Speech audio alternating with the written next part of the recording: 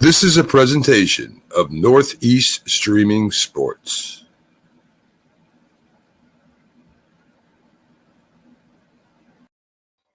Good morning, everybody, and welcome to the Mac and Jack Show. I am Jamie Pags, filling in for Mac today, and I am talking with Hall of Fame boxing writer and all-around sports knowledgeist, Jack Hirsch. Good morning, Jack. How are you? Hey, good. I have to have a little bit of a backdrop. You can't really see it. I got to take it next time. And I was going through my files, and I came across some gems. I came across a Philly guy, Pete Rose, a photo of him breaking the hit record, a photo of Pete Rose with Stan the Man Musial. I didn't set it up exactly the right way, but it's trial and error. It's kind of like the Philly sports teams. It's trial and error, trying to get it right, the Philly sport teams. And eventually every couple of decades, a Philly sports team wins a world championship, every couple of decades or so. Well, see, unlike in New York, where you have to have 1,000 different teams, and every once in a while one wins.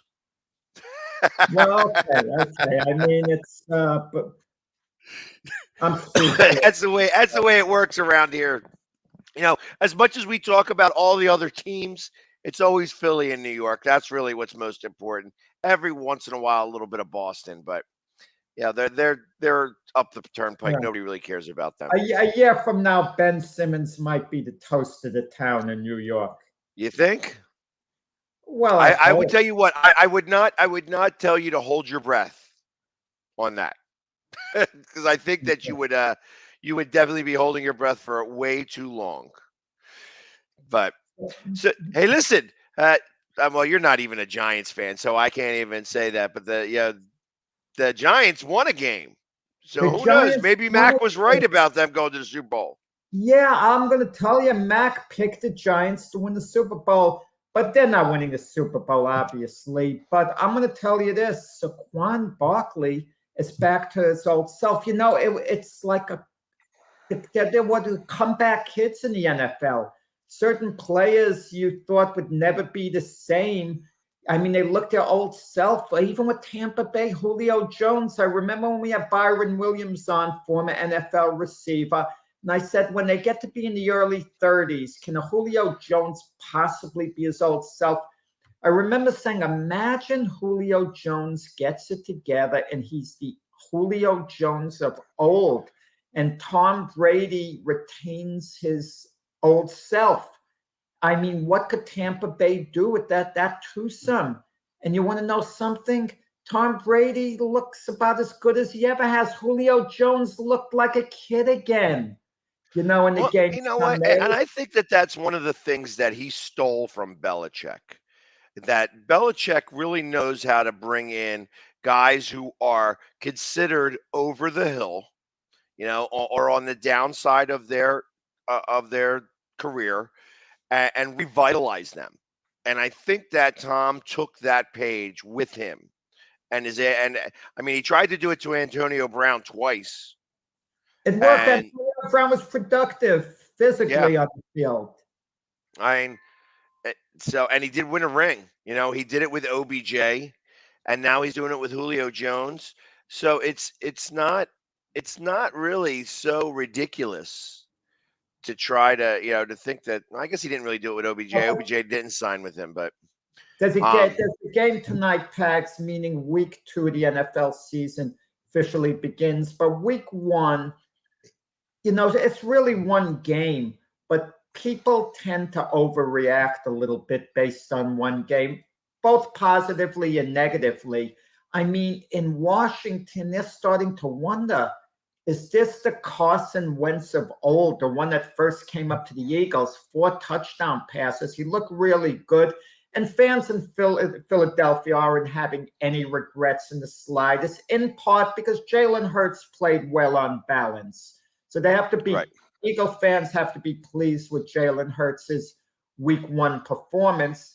But let's say he's the Carson Wentz of old leading Washington. I mean, I don't believe it. I think it's a little bit of an aberration, in part because they played the Jacksonville Jaguars, a team that a lot of people said was going to improve, even though we didn't quite have the evidence they would. But Right. Well, and then there's the overreaction maybe with the 49ers. I was stunned, Pax. They would actually lose to the lowly Chicago Bears.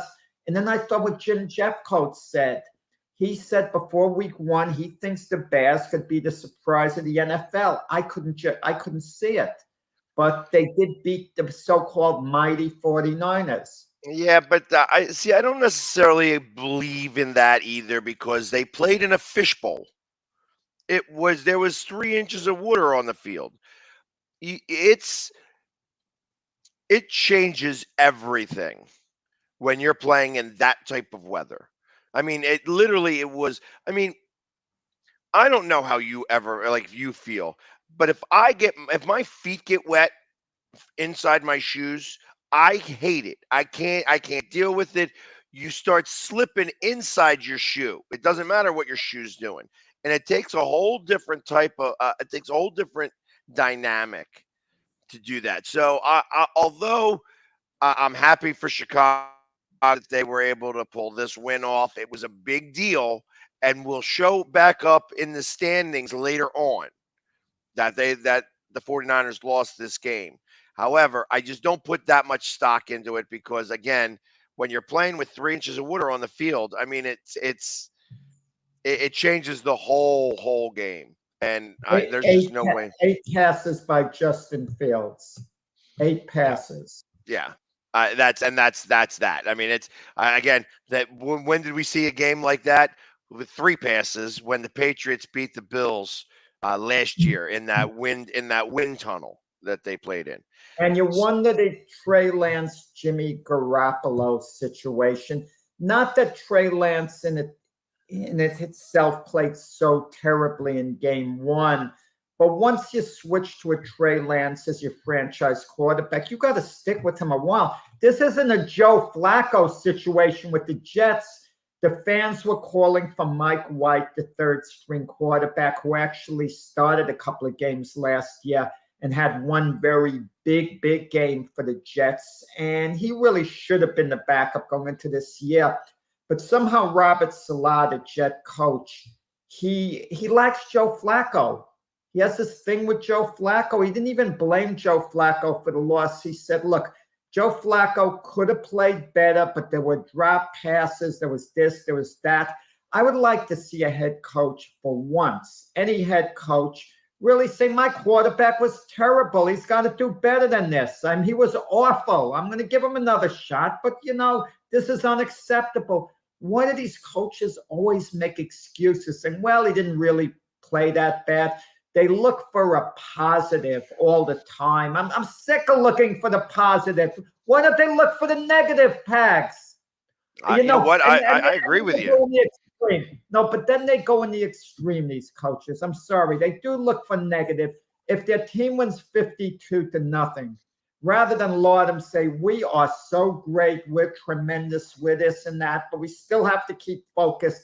They say, well, we missed a couple of blocks. We could have done this a little better, that a little better after winning 52-0.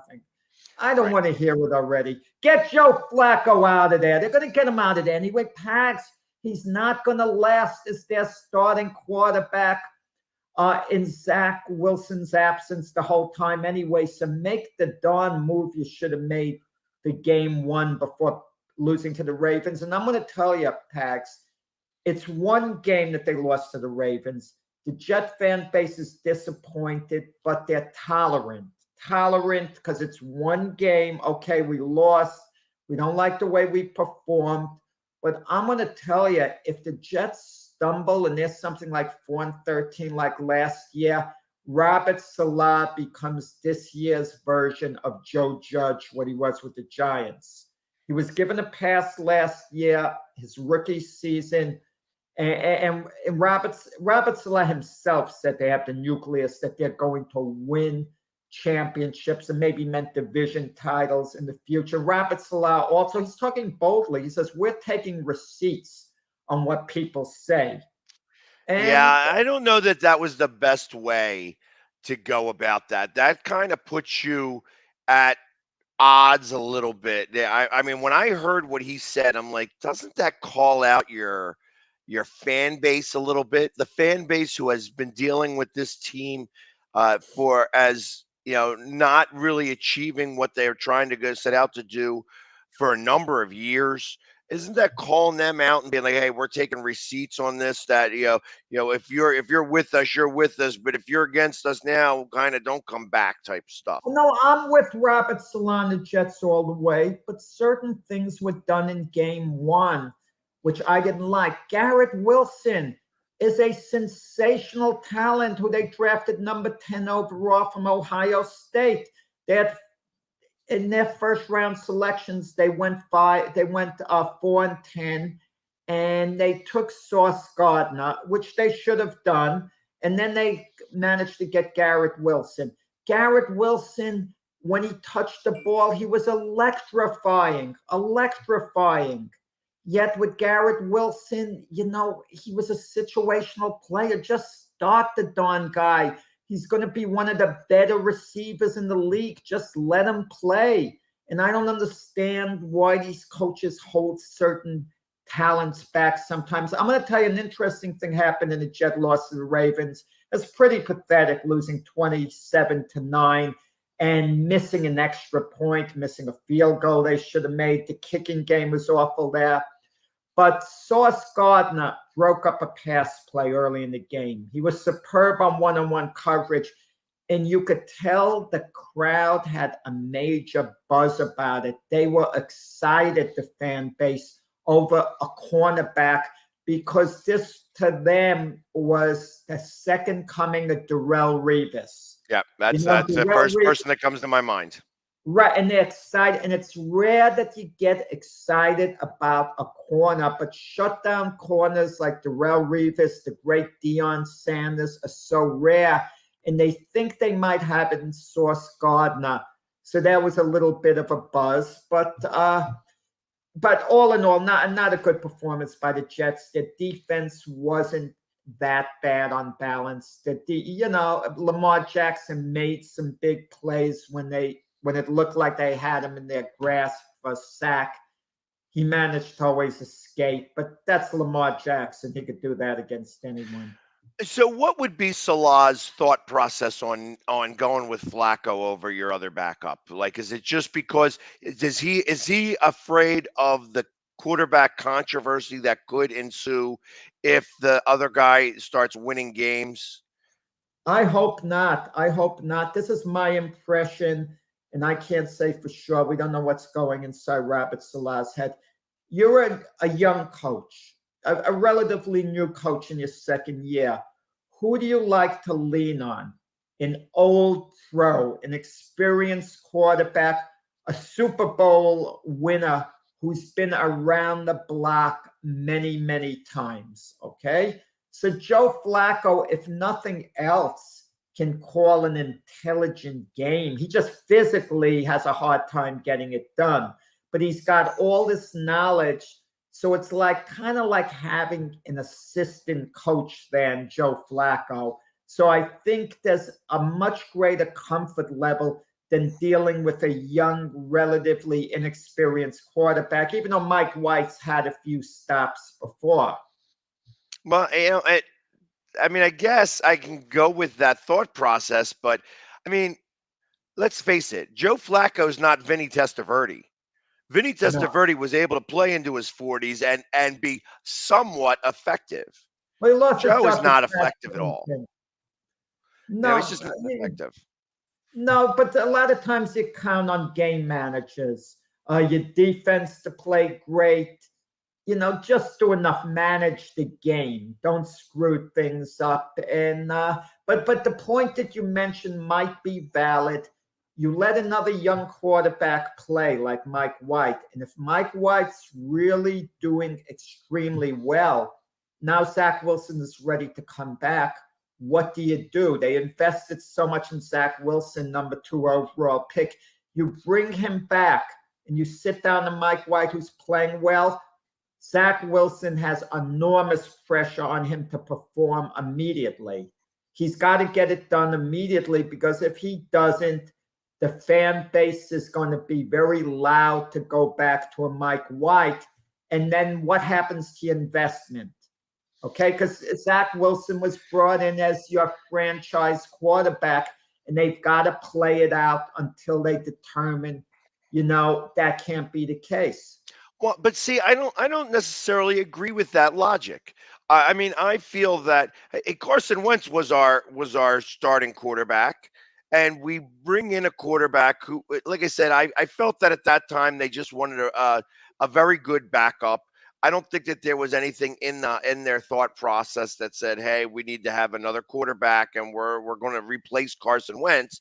I think Carson Wentz created that scenario. That being Wait. said, Jalen Hurts is drafted in the second round, Pags. correct. You don't draft someone in the second round not to use them. Well, but he started off. They put him as a receiver. They had him. They liked his speed, and they wanted to put him as a receiver. He came out of the draft and immediately started working with. I think he started working with Jeffries. Literally learning how to become a receiver and doing routes. That was their first initial reaction with him, and it literally became okay. Well, now this is happening. With Carson Wentz. Carson Wentz got injured every year. And then this was after the playoff. He got, hit by Clowney. Then it was a dirty hit. Doesn't matter what you tell me. But beyond that, it's, he wound up injured in that game. And they were protecting because we won the Super Bowl with a backup. And now we didn't have Foles anymore. So they wanted an acceptable backup. Plus, they wanted to be they like taking quarterbacks and churning them out to be able to get better draft picks later on. That's like putting money in the bank. That's how the Eagles look at quarterbacks when they choose quarterbacks anywhere in the draft. They'll normally take them in the fourth round because then they can upgrade them to a third or a second round pick, depending on how well they do once they play. Well, So, what bothers me? The mentality of all these NFL organizations when it comes to a backup quarterback. You're playing in a league where players get injured, quarterbacks get injured. A backup quarterback is extremely important, but they don't draft them high. They don't put major emphasis on the backup because your logic is your starter is going to play, and you don't want to put major emphasis on someone who you plan to sit on the bench. But as we see it with Dallas, with Dak Prescott, guys go down. You need a good backup quarterback. This is any team. I mean, the Eagles in a nice spot with Minshew. He's been around. He's not a world beater, but he's certainly good for the role of a backup quarterback. He can step in. He's competent for sure. He has experience. And the one intangible he has is he's got the gift of fire. He can fire up just because of his excitement level of being out there on the field. And that's the one thing. That's an intangible that you can't really talk about much. Now, obviously, if he's not playing well, there's no fire.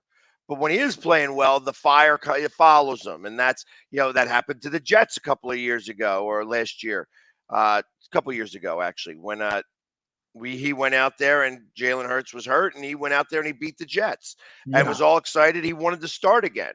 And they're like, yo, pull back on the reins there, tough guy. Yeah, you're only filling in for Jalen until he gets better. End of story. And then when they put him out there against Dallas, he knew he wasn't going to start again, and he showed it. He played that way. He didn't have that fire. Now, those are things that I feel if your quarterback isn't the starter, he's got to be a coach off of the field. And that's why I feel that Flacco is invaluable as a backup quarterback, because he's able to give a good perspective from the sidelines on what the quarterback is seeing. If he doesn't have that, he better have some of those other intangibles. Like Nick Foles was able to lead. He was a very good speaker and acted as, when he was here with the Eagles, he acted as the pastor for the team. So there's already a basis on them following him. in that thought process. Now, obviously, not everybody is of his religion, but it doesn't matter. It's just everybody else is buying into some of the stuff he's speaking Right, when right. he's out there as a quarterback. It's almost a natural reaction that you follow him. But Pags, my idea of a backup quarterback, you want someone who's going to be good, but not someone who you would want to be a starting quarterback on any type of a long-term basis. Like the Miami Dolphins have a very good deal going there. Tua is their starter. They're going to stick with Tua as their franchise quarterback unless he shows them he's not up to it. As long as Tua keeps improving, and he had a decent game one to start the season, Tua's the man. But their backup is Teddy Bridgewater. I wouldn't want Teddy Bridgewater, who's been all over the place. Wow. It was a former start at different places like Minnesota, Denver. And it's one as a backup at New Orleans, for example. He was even a former Jet for a while. I wouldn't want Teddy Bridgewater as my starter. No way. But I love Teddy Bridgewater as a backup. If my starter goes down, Teddy Bridgewater is competent enough to win. He's good enough to win. You take what's going on like with Seattle. Geno Smith is their starter. In reality, Geno Smith is the type you'd want as a backup. Drew Lock as a backup, those type guys. You don't want them starting. I mean, but certain guys are holding starting positions, and you wonder how long. We mentioned Carson Wentz a little while ago. This is Carson Wentz's third stop as a starter. How long's the guy been in the league, Pags? Is this something like a 6th year approximately? 6th year. This is his third team in a row.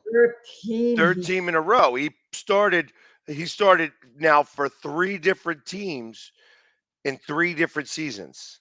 Now, knowing Carson Wentz's mental makeup, or at least we think we know it, what we observe, if Carson Wentz should somehow stumble at Washington, he loses the starting job before the end of the year, he can still have a job in the NFL for years to come. Teams are going to want to pick him up at a lower salary. Can Carson Wentz mentally hack being a backup somewhere? Just go to a team and be a backup. The only way I could see a Carson Wentz doing it mentally would be if it was behind an elite quarterback, because this way you could rationalize. If you're behind a Patrick Mahomes as a backup, you could say, well, I could understand why I'm not starting because of so-and-so. But I think we're getting ahead of ourselves. Kudos to Carson Wentz for his strong opening game.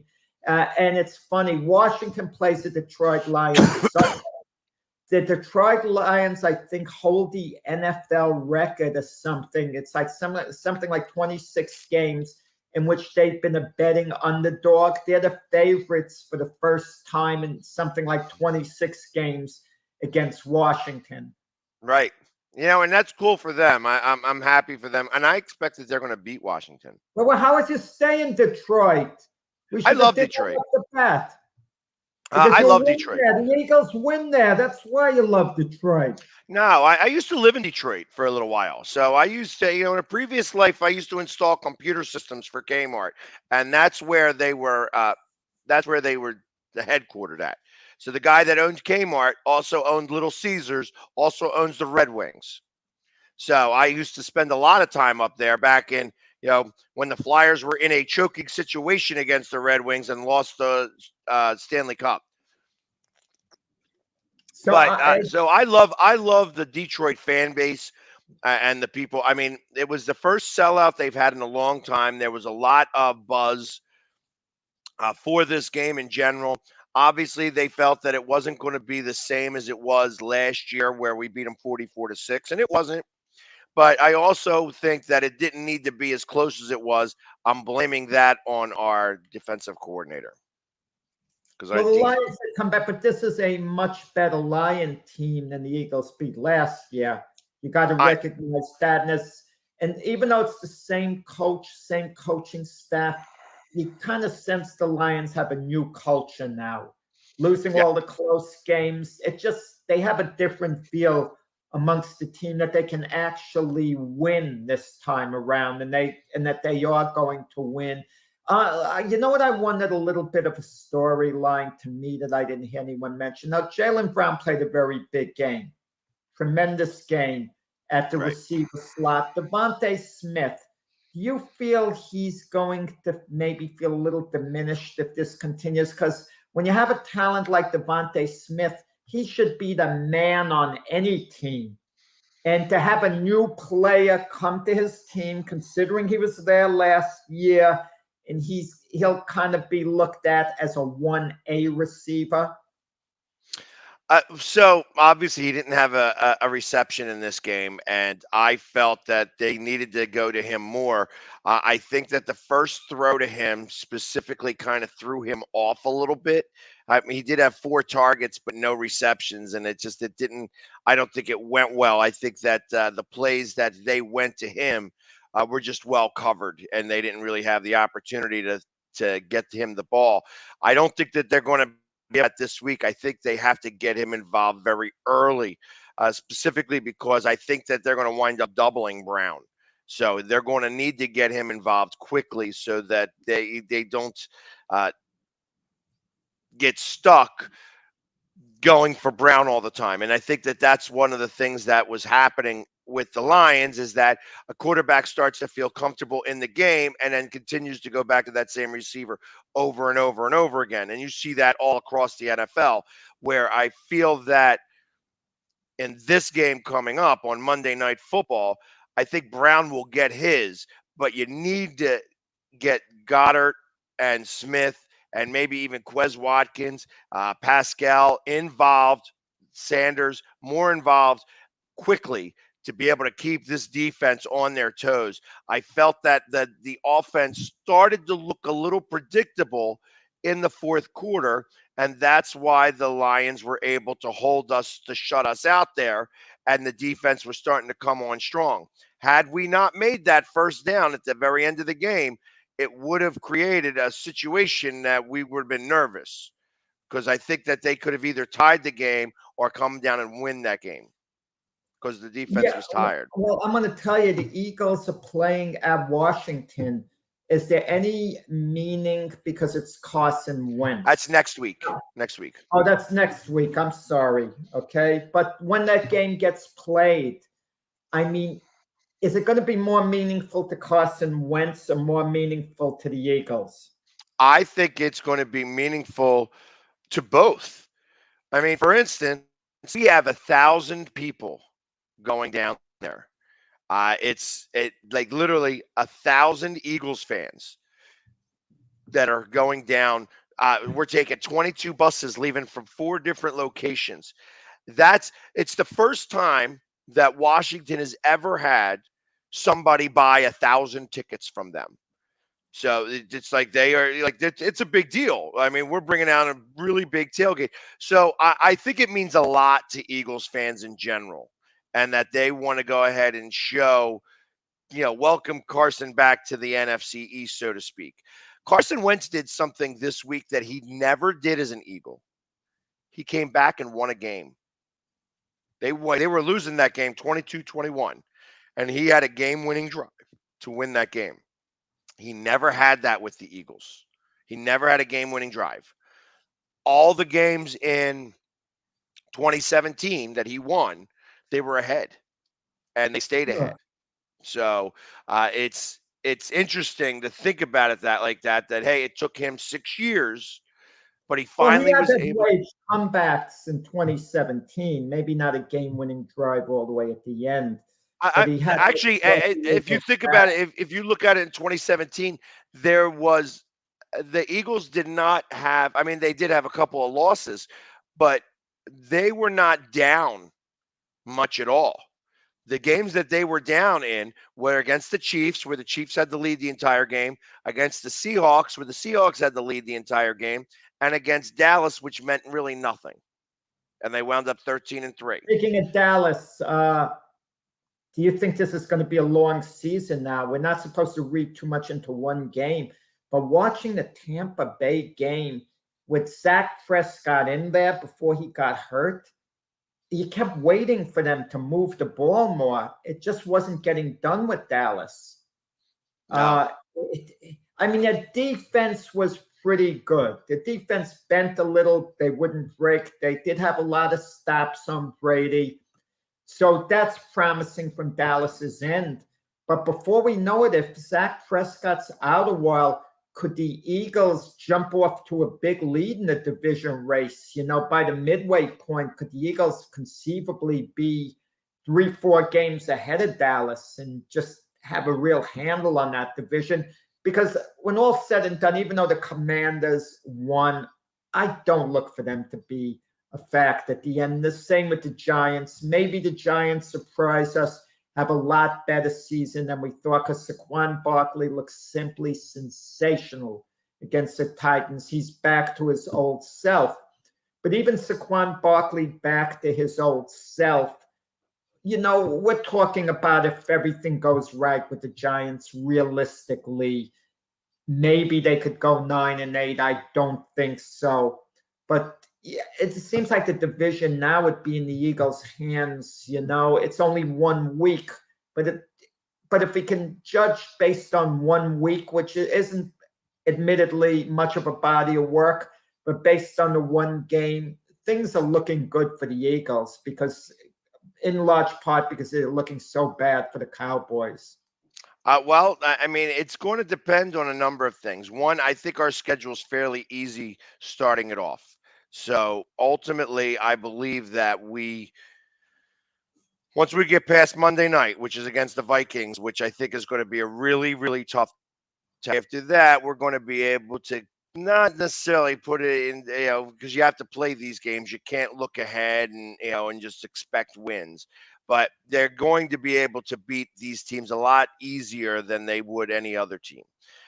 So it's possible that they could be way ahead. I do not believe in the Giants.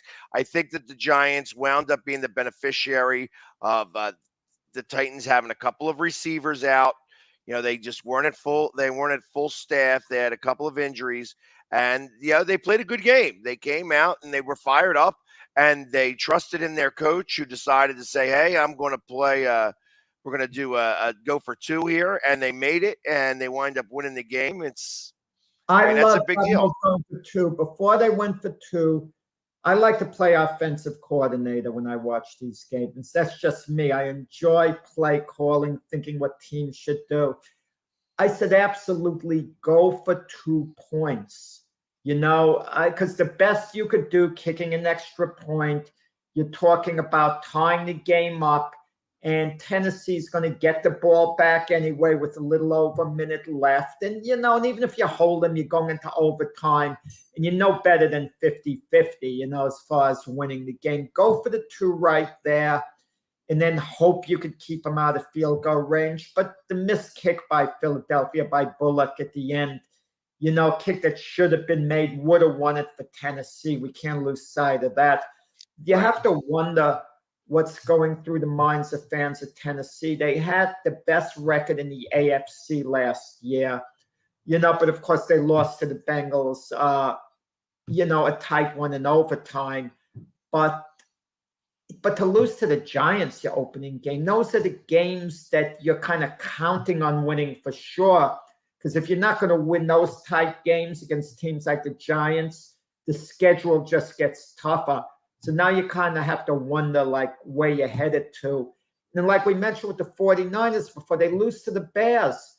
Where you're now going to get your wins? That means you now probably have to beat a team like the Rams twice instead of once. Something like that. The games you have to win, you just have to win against teams that you're better than. Agreed. And I can't. It's interesting that Washington's going into Detroit as an underdog, because I think they deserve it. Actually, I think that Detroit deserves having being favored here. That being said, I believe that they could beat Washington. That defensive line was in much better situation than than they dealt with the Titans. And if they get at it, like I said, we have a pretty good offensive line, and they were chasing down Jalen Hurts all game long. Now, in our case here, or in Washington's case, they do not have Carson Wentz isn't as mobile as Jalen Hurts. So Jalen Hurts was able to get away from all those.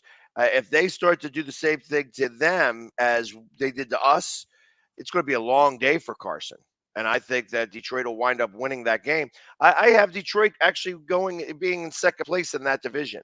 I think that the Packers are on the way down. I think that the Bears aren't there yet, even though they did win that game. As we do have a Bears fan in watching our show here today. But literally, I think that like I said, I think Detroit's number 2 in that division. And that's going to make a big thing. I'm going to tell you, I picked the Buffalo Bills to win the Super Bowl. I picked the Packers to get to the Super Bowl, to lose to the Bills there.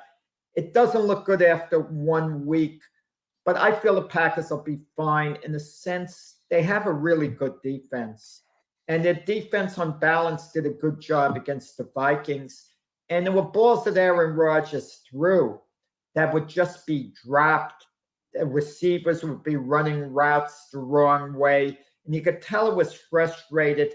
I feel at some point they get it together. The Packers will stabilize, and I think by the end of the year, they're going to be fine. I mean, I can't imagine this fiasco continuing. And last year, too, the Packers were dreadful and losing to the New Orleans Saints opening game, and then they put it together after that. So I'm not worried about the Packers right now because they do have a really good defense and they don't have a lot of issues with the team, outside of the receiver position.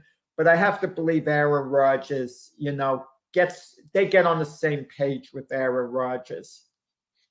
I don't know about that, but we'll see. I think that the Packers, even the Chicago fan thinks that the Packers are going to wind up making the playoffs. I don't know that they do.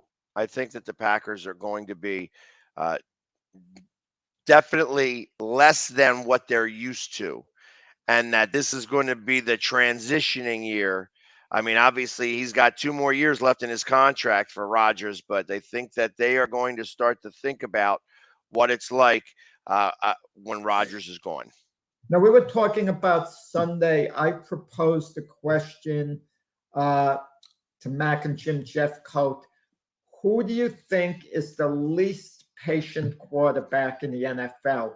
And I didn't tell them that I was thinking Aaron Rodgers, and they mentioned Aaron Rodgers because when you're that elite, it's sometimes hard, to have patience with people who are making these mistakes and mentoring them, because Aaron Rodgers is at a point in his career, it's basically Super Bowl or bust.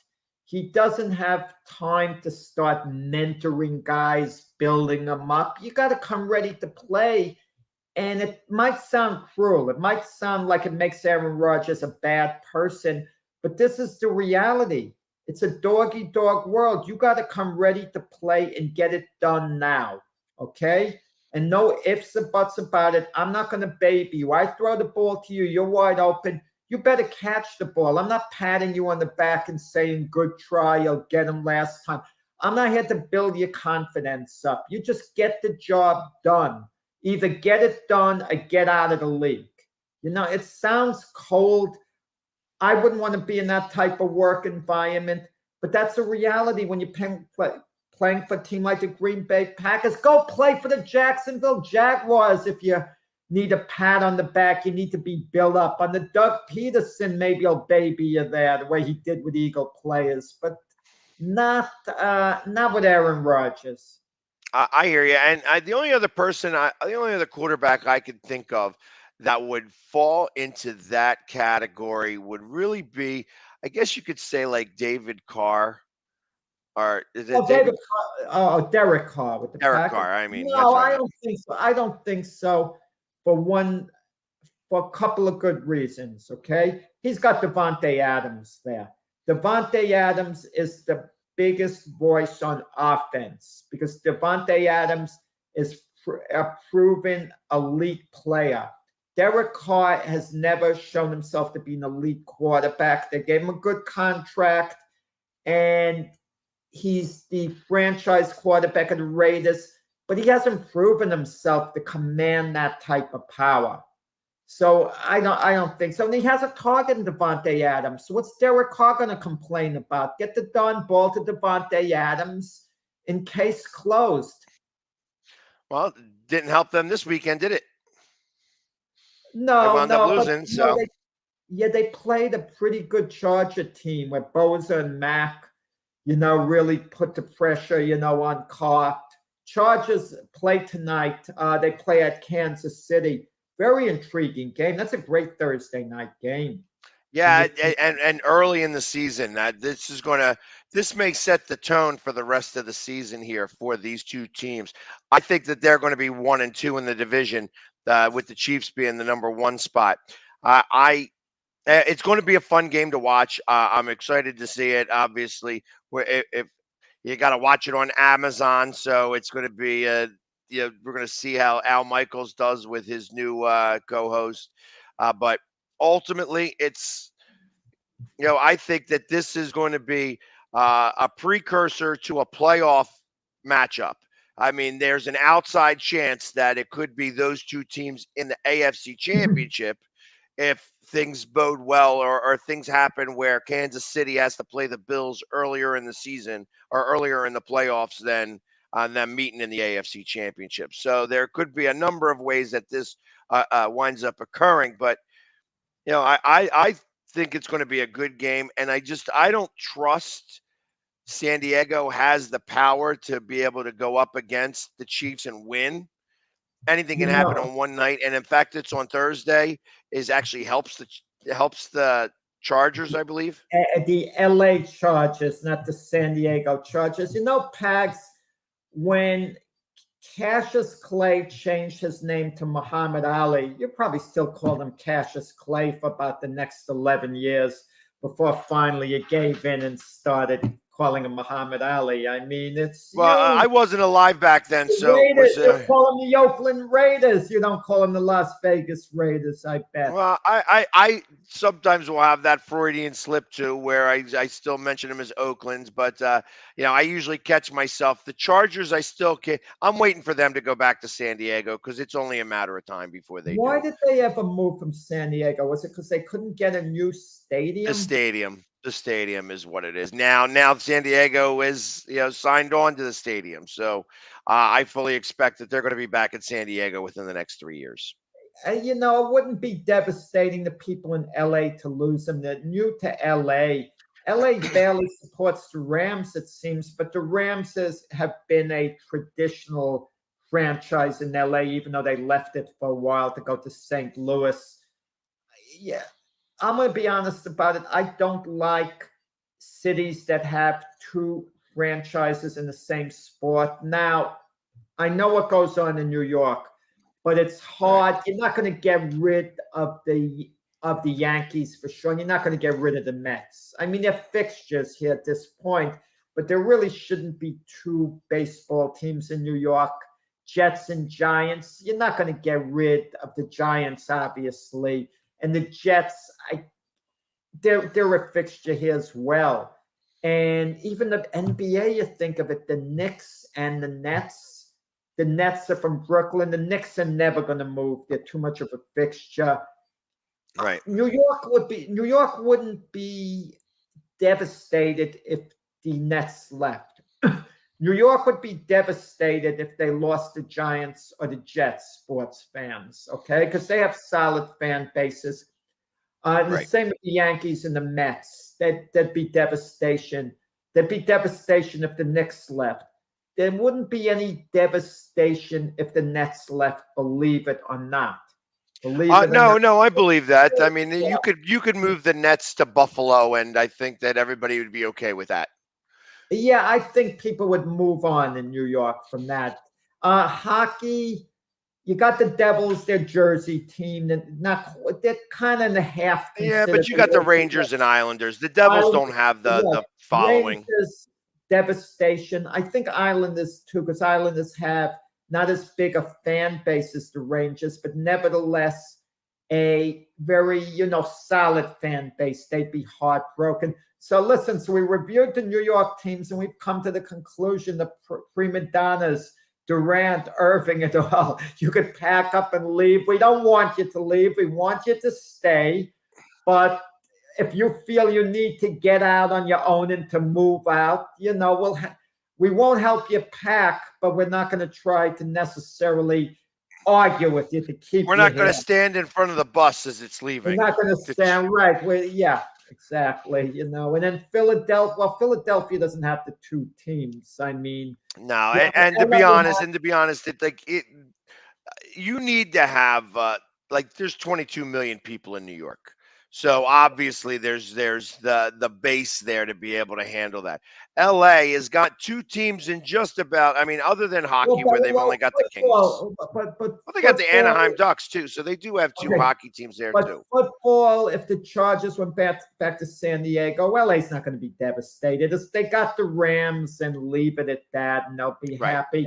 Baseball, obviously, the Dodgers can't go anywhere. They're a fixture in LA. I mean, but And if so the really are the Angels. The Angels are Angels there.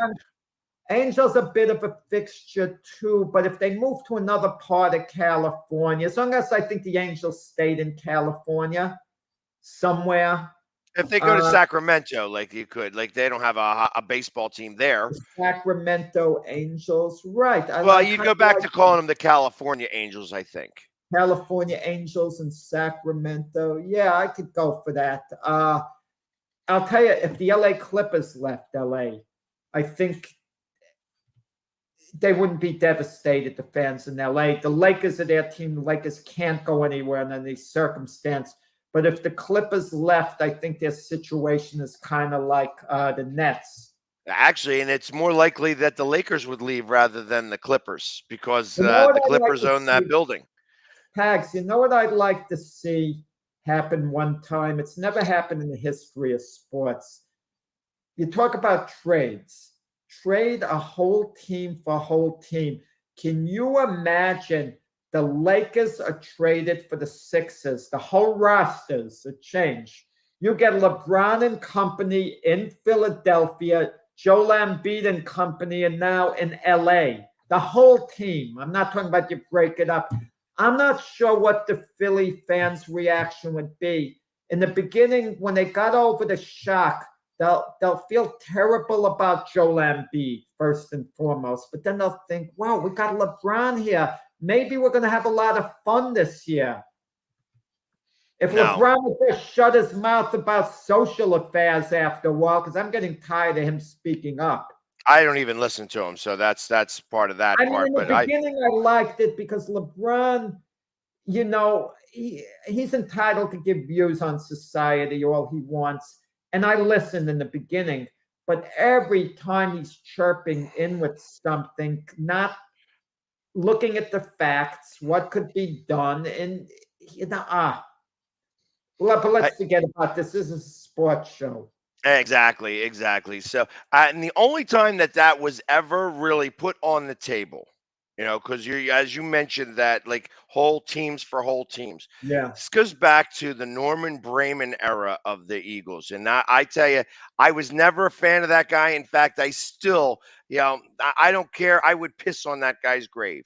That guy was just he was a used car salesman. That's what he was, who owned a football team.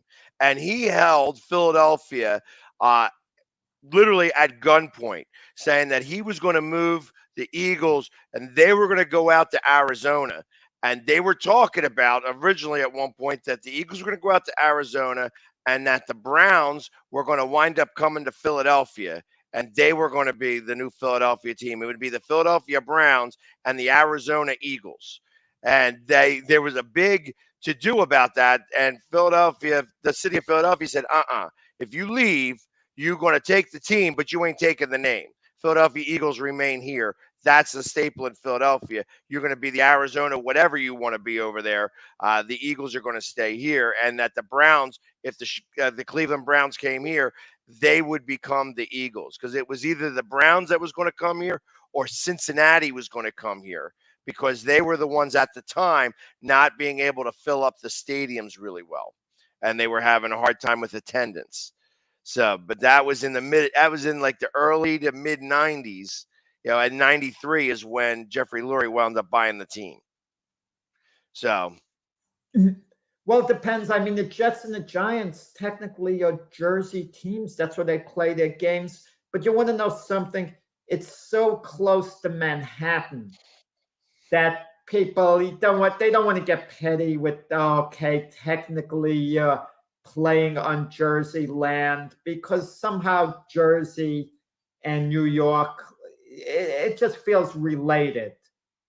Just like in a way, like New York, Connecticut, it just feels a certain like attachment involved. But New Jersey, the state, has never made a demand that they're called the New Jersey Giants and New Jersey Jets, because I think if the state of New Jersey absolutely pushed the issue and gave them an ultimatum, if you want to play here at the Meadowlands, I think New York would find a stadium, whatever, for the Jets and Giants to play in it. But I'm a little surprised with the Jets and Giants. There hasn't been a stadium built somewhere in New York for their games. But then again, how many stadiums can you absorb and operate? They talked about the West Side Stadium in Manhattan. What a fiasco that would have been for Manhattan traffic.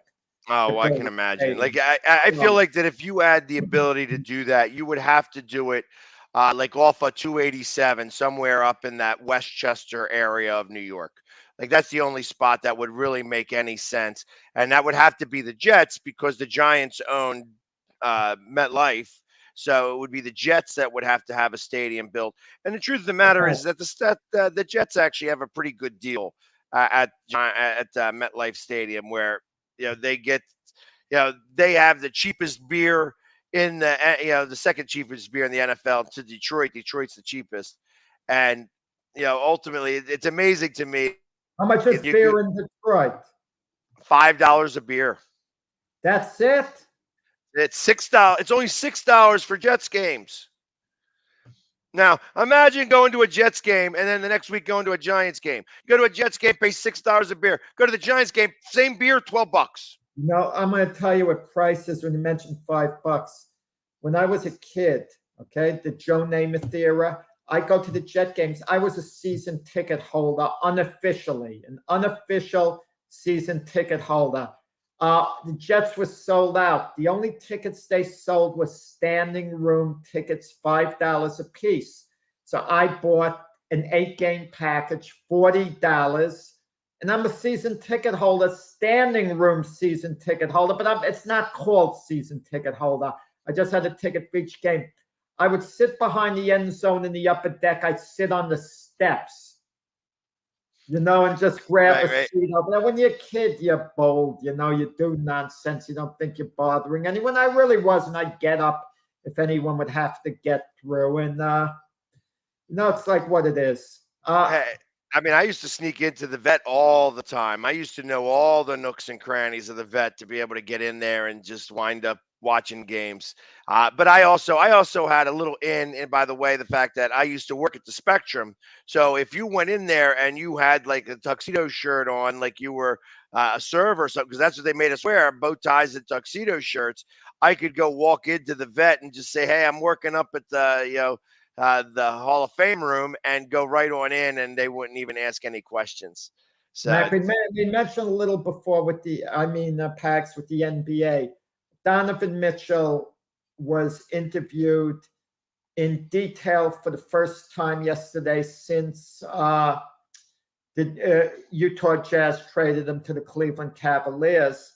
And according to Donovan Mitchell, he knew from all his sources he was desperately close to being a New York Knick. It seemed all but a done deal. And I kind of wonder, well, what fell apart?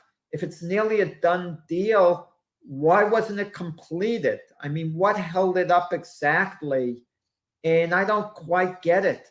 Because even the deal that Cleveland, that Utah made with Cleveland, you're wondering how good a deal it is for Utah because what Utah's getting, okay, they're getting Colin Sexton. He's a pretty good player, a good talent.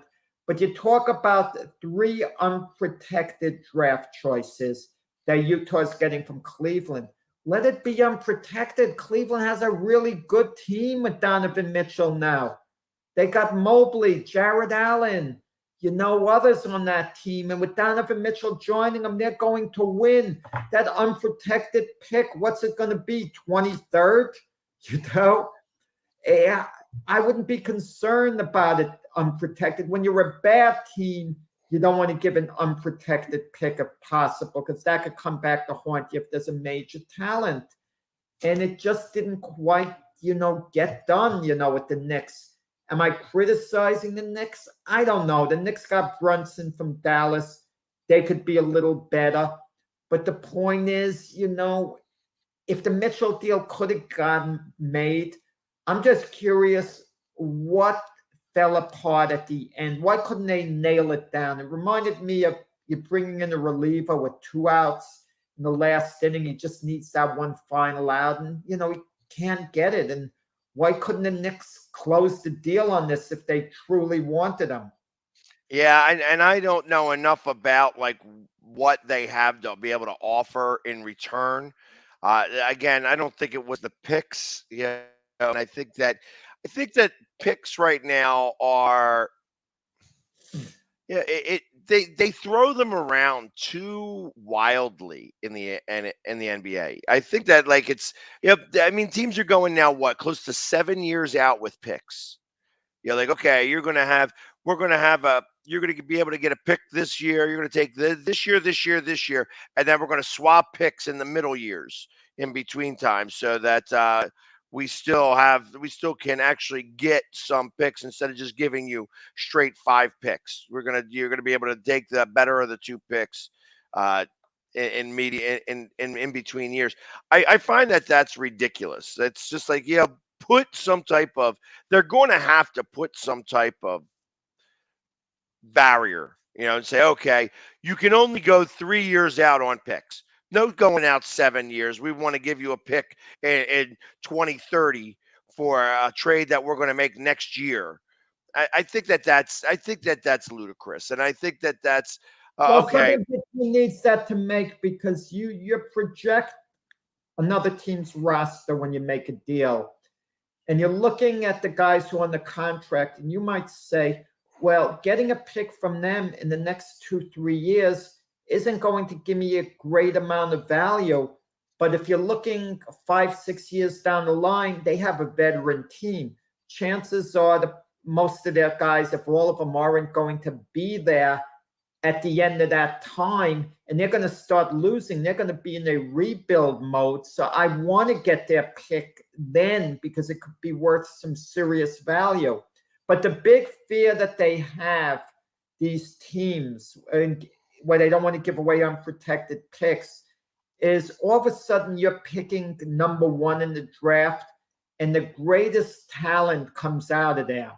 A superstar player like a Kareem Abdul-Jabbar type, and another team grabs them because, and if you just sat tight on your pick, what would have been. I don't think these teams, some of them, when they have young talent, they don't want to sit tight, with that young talent. They're like anxious to get the established player in the win now mode. Like, I was so mad at the Nets for trading Jared Allen. I know it was bringing you James Harden, that deal, but I knew what Jared Allen was going to be. And if the Nets never made the James Harden deal, they would have been better off, because they would have had Jared Allen amongst other things. Just Jared Allen in itself is better than what the Knicks got in James Harden and now Ben Simmons coming to them. Yeah, well, I don't think that the Nets are going to be worthwhile still. I think that they are uh maybe a playoff team. I actually expect them to be a playoff team, Oh, but like again, absolutely. a 7 or 8 seed, kind of very similar to where they were. I don't think that they improve the way that they do things, and I think that you're going to have certain games where if he decides to play, you're going to have certain games where Ben Simmons is going to be good. You're going to have certain games where he's not going to be good and that he's going to cause issues. I feel that that whole locker room is cancerous. That's the Well, problem. I'm going to say this, okay? The biggest deterrent was Kyrie Irving, but I think Kyrie Irving is going to come focused and ready to play the whole year for one simple reason. He wants a new contract. This is it. At the end of the season, he's a free agent. Right. So either he signs with the Nets long term or someone else. And Kyrie Irving wants to convince people he's worth the big money long term. And the only way to do it is to have a great year. Let's say somehow the Nets win the championship or just make a serious run at it. And Kyrie Irving is sensational all season long. And he comes ready to play all season. You don't have the slightest problem out of him all year, and he has a great year. There's got to be at least one team out there who's going to be willing to bet on Kyrie going forward, because he will, based on what he showed them this year, if indeed he does what I'm predicting he does. And we'll see. And then Kevin Durant too has 3 years left on his deal after this season as well. I mean, maybe the Nets voluntarily would move on from Durant at the end of this year if Kyrie goes elsewhere. I mean, we don't know. And the Ben Simmons, I can't say in Ben we trust. I just it's You a cannot. That is absolutely correct. You Ben cannot. Simmons, earlier in his career, didn't he come focused? Didn't he always show up and play hard? He wasn't a controversial player until they got eliminated in the playoffs by Atlanta. That's when the problems, I think, began. Am I correct with that? No, he had issues with obviously the foul shots. The year before that in the playoffs, where the bubble playoffs, where they had problems with the team there, that was where some of the criticism came from. There was a number of times, like Ben has been a very polarizing figure in general, and I don't think it has anything to do. Some of it has to do with the way of his play. Some of it has to do with his choice in girlfriends. I mean, that there was drama that comes around him, Ben, in general. I don't think that's again. There's certain people that enjoy what basketball can do for them, but they don't necessarily want to put in the work to be able to be somebody that basketball will look on forever. And I think that Ben is one of those people. So Funny, I wrote a boxing column on it makes me wince. I could say a former champion, Andy Ruiz, the heavyweight that upset Anthony Joshua and lost in the rematch. Ruiz, it seems like he's not focused. He rarely trains hard. And, because he beat Joshua, it gave him a gold card the rest of his career where he could keep getting meaningful fights. And you think of Ben Simmons, because of his talent, a team is always going to be interested in Ben Simmons. He's going to continue to be given chances. If it doesn't work out with the Nets, someone somewhere is going to want to take a flyer on Ben Simmons. well, yeah, but I'm not exactly sure when that's going to be. He's got more years left in his contract, and he's got that max deal, so he's going to make money. What happens hypothetically? We know Durant's going to come ready to play and play hard and give it his all on the court. Give Durant his due with that, okay? Absolutely. So Durant's not an issue. Let's say Kyrie and Ben Simmons give it all they have on the court. They're fully devoted to the season. They're all in 100%. The Nets are a serious championship contender, right? If those two come ready to play to their max. I don't think so. I think that they No, need. not.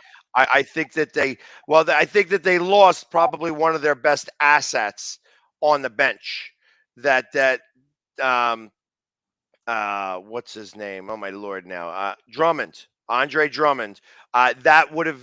Because Durant can't play all of those minutes. He can only play about 30 minutes a game to 32 minutes a game. I think after that, you have to put somebody else in for that other 16 minutes. And I think, that's the way to be able to get him to go all season long without any injuries and things like that. So, I think that Andre Drummond was that guy. Now that he's no longer on that team, I just don't think they have the bench. And that's really why I would say that I don't was think with that him only part of the year last year. He didn't leave his mark as a Brooklyn Net. yeah, he left his mark well enough to be able to get a 2-year contract and a lot more money this year. Well, he was going to get it anyway. He forged his reputation with the Pistons. Well, I mean, he did great in Philly before he got traded, and actually did really well in New Jersey or Brooklyn when he got traded. So it's like I think that he's had the resurgence. James Harden, all in or not? Yes, I think he's all in. 100%. So we're going to see the James Harden of old when he was with Houston. No, I don't think that that's what you're going to see. I think you're going to see a little bit more improved James Harden from what we saw last year. I don't think he's going to be able to go back to the way he was in Houston. I think that you're going to see a hybrid of the two, where he's going to have more going for him this year than he did last year. But he's not going to be back in Houston form. I just don't think that. I don't think he can get back to that fountain of youth. Just my opinion. Hey, and let us take a quick break now, since we're going a little over time. Now would be the time to take a quick break, and we'll be back after these messages, where I'm sure Jack will mention Keith Hernandez to me, as we've been finding that the Mets have been slowly sinking in the standings here, even though Atlanta's also going through a little bit of a losing streak as well. But the Phillies are within, under 10 games to the division lead. Not that we're going to get it, but we'll be back to talk about all that stuff right after this commercial break.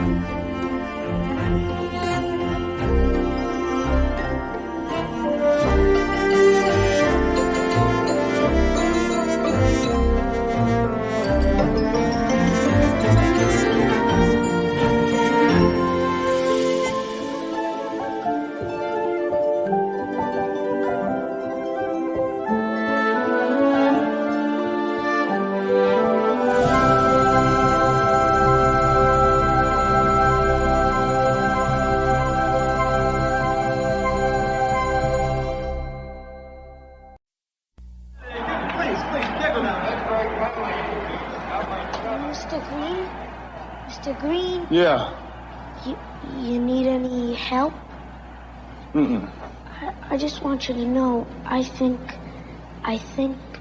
you're the best ever. Yeah, sure. Want my Coke? It's okay, you can have it. No. Really, you can have it. Okay. A Coke and a smile makes me feel good. Makes me feel nice. See you around. That's the way it should be. I like to see Hey, kid. the whole world is smiling with me. Coca-Cola as life. Have a Coke and Thanks, Reno. I'm Joe.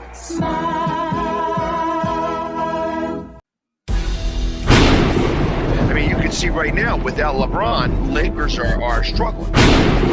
Let me tell you about a team I hate, all right? I know the Dallas Cowboy fan is here, so I had to make sure he knew how much I hate this team. I'm ready. I've often said that the people who run baseball, they try very hard to ruin it. I'm from Brooklyn. I don't have a problem saying it to his face. Oh, I'm from Brooklyn. Hey, get us any.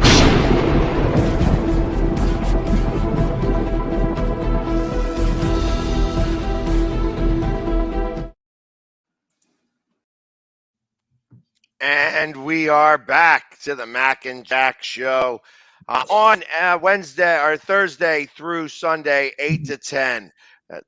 Just so that you can know where to find us on Facebook, YouTube, Twitter, and of course our Roku station for under the Northeast Streaming Sports Network.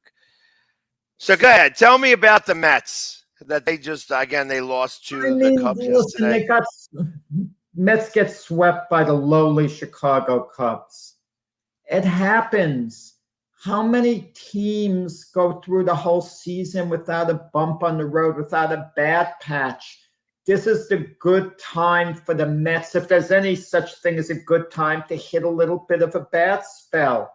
Okay, the whole thing with the Mets now is getting ready for the playoffs.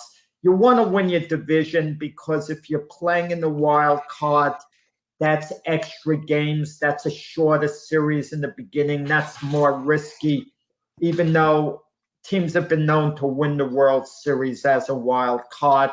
And also you want to win the division as well because the Mets have led it virtually the whole year. They lost it for a day or two to the Atlanta Braves, and then they leapfrogged over the Braves again. And now, what is it, a half game?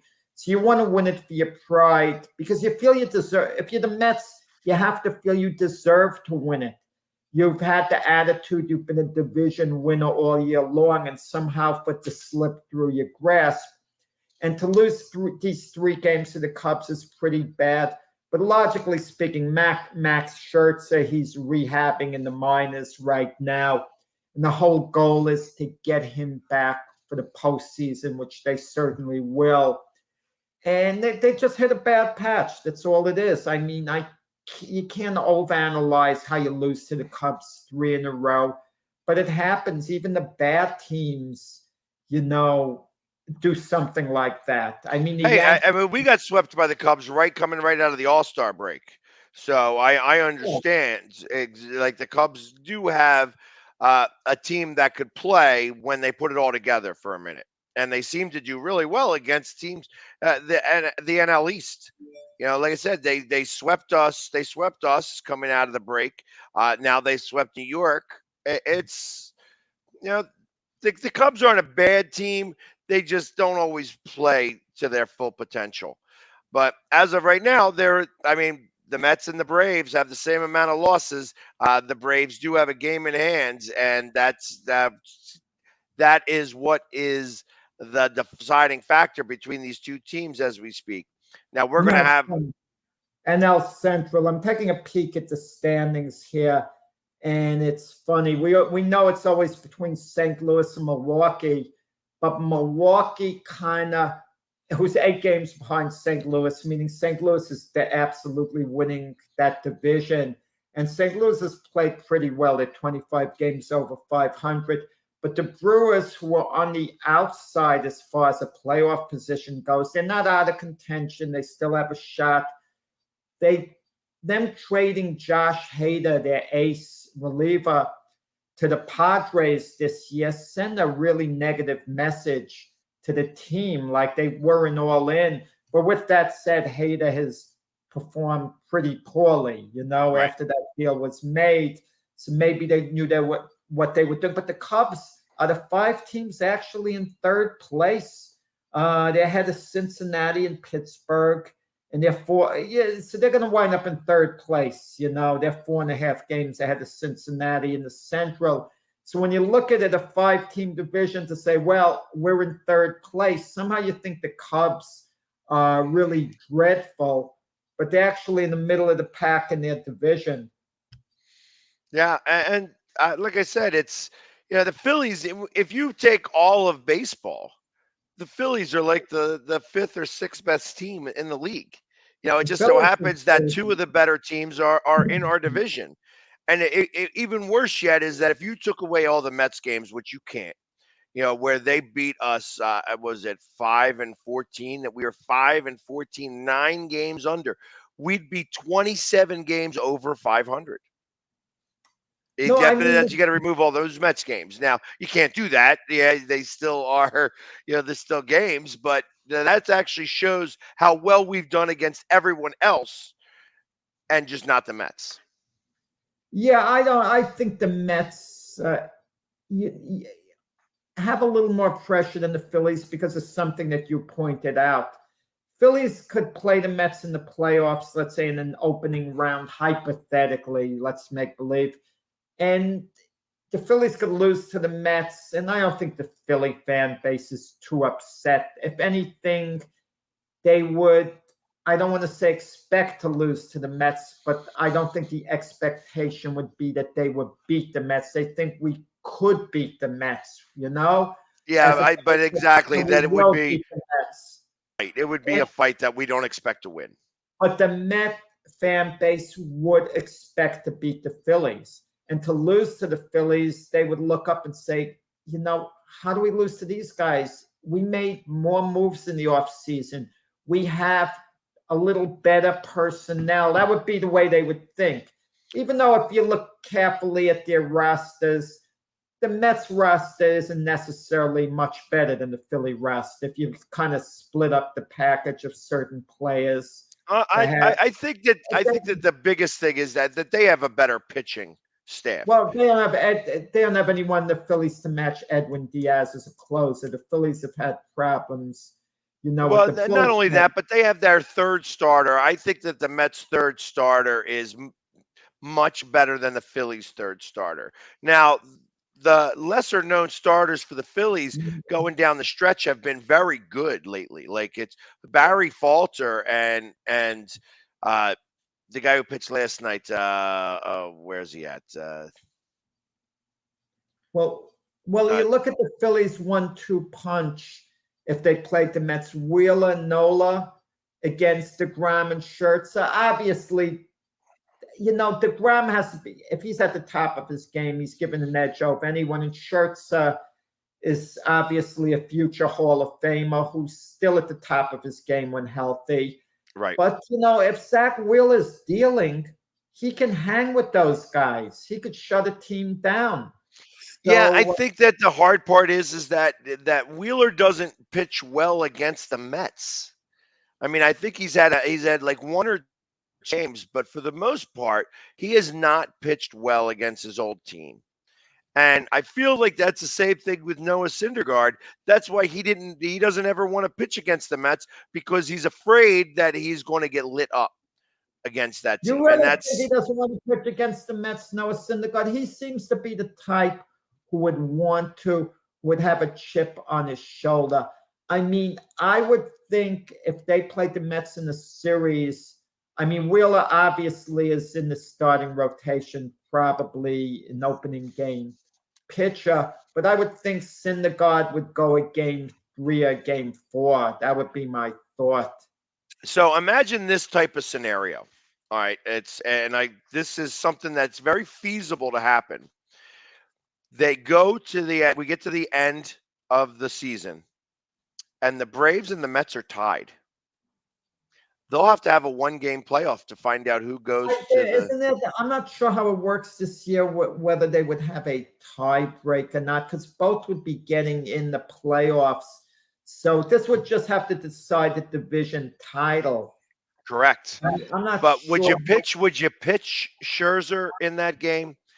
Or DeGrom in that game, or do you let that go and just pitch your 4th or 5th guy and just make sure that you would have them if you get into the wild card, or if you win that game, you get a week off just about. You get 5 days off because you're going to have the series, that wild card series where you're sitting for those 5 days. So no, if if only pride was on the line, nothing more but pride of being division champions. Yeah, but or I having might, that extra series though. I I mean, think might, about right. that. But based on that, yes, I do pitch my best pitcher, because if we win that game, the Mets win that game, it helps them in the postseason. Okay, it gets them a step closer to where they want to go. So yeah, I would go with my very best without I mean, question. because I mean, you think Only about that. pride becomes- Scherzer could pitch in that game and then start off the next series had he if they win that game. If they yeah, but lose that DeGrom is game, going to start game one. say again? Scherzer's not going to start. DeGrom is going to start game one, unless they're thinking, well, best of 5. We'd have DeGrom. If we start him game 2, would he be ready for game 5? I don't know. Is it a 5 series or is it 7 it's now? supposed to be best of 5, I believe. Yeah. Really? Okay. Yeah, maybe I stand to be corrected on that. Yeah, I thought it was the 3-game series, which is, you have to win 2, best of 3. Maybe I stand to be corrected on that, because they changed the wild card from the one and done the first game to best out of 3. Right. And So let me maybe see. Let's see if I can find it. We should all know this, Pax. We should be experts on this. We should be, but we don't. This is a new season, so it's a little different than before. So they play in the first round, but they don't really say what happens next. 2 out of 3 to start. It's not like one game like last year where the Dodgers beat the Cardinals in the one game, and then they played best of 5 against the Giants. Right. So that round after the wild card has always been the best of 5. So I'm just assuming it's the best of 5. I haven't heard about that changed. And then the round after that would be the best of 7. So they say that 1, 2, and again, it doesn't talk about that. They're best and remain best of 7 series. It doesn't.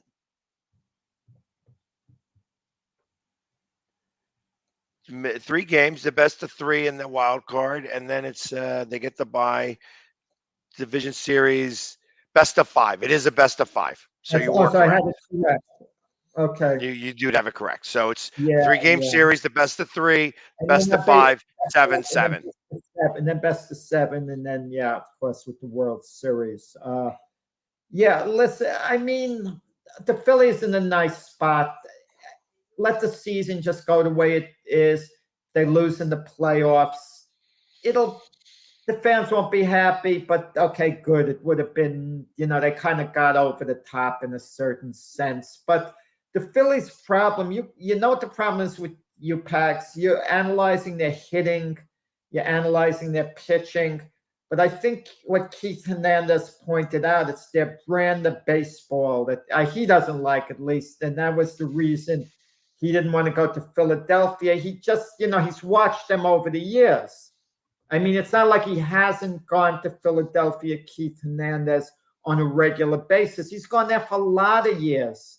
I mean, and I'm not talking about as a player, even since then, from that time as a broadcaster. And he'll say, look, the team's all right, but they're not enjoyable to watch if you're a purist and you enjoy baseball.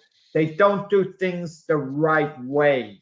And he's a purist, like shooting up them steroids. That's pure baseball. No, but I'm saying that what makes championship teams, the game is kind of played the same way. It hasn't been the leadership. Listen, maybe it comes down to the managers. Gabe Kapler, for example, okay? He had a great season last year. How did he do it with the Giants, 107 wins? This year, the Giants are like 5 games under 500. They're more like the team we thought they'd be. He went to remove a pitcher from a game when he was Philly manager, but no one was warming up in the bullpen.